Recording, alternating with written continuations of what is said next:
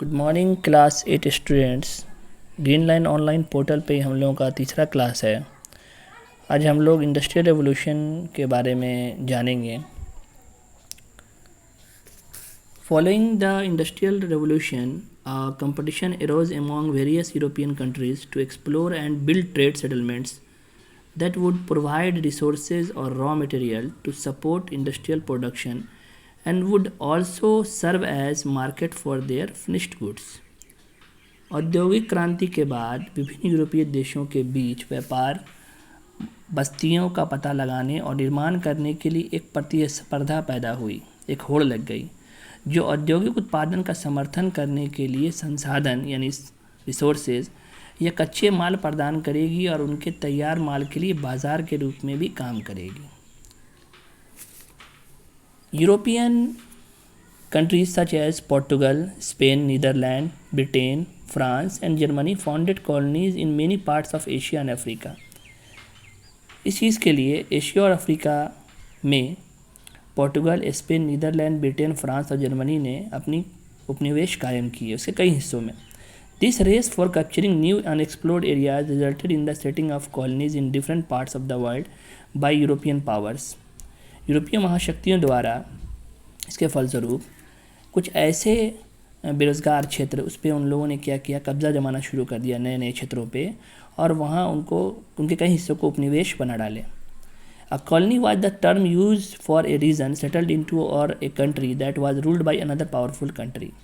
Colony का अर्थ है एक ऐसा देश जिसके ऊपर किसी खास पावरफुल यानी शक्तिशाली देश का शासन हो और वो उसके रिसोर्सेज का इस्तेमाल अपने फ़ायदे के लिए करे।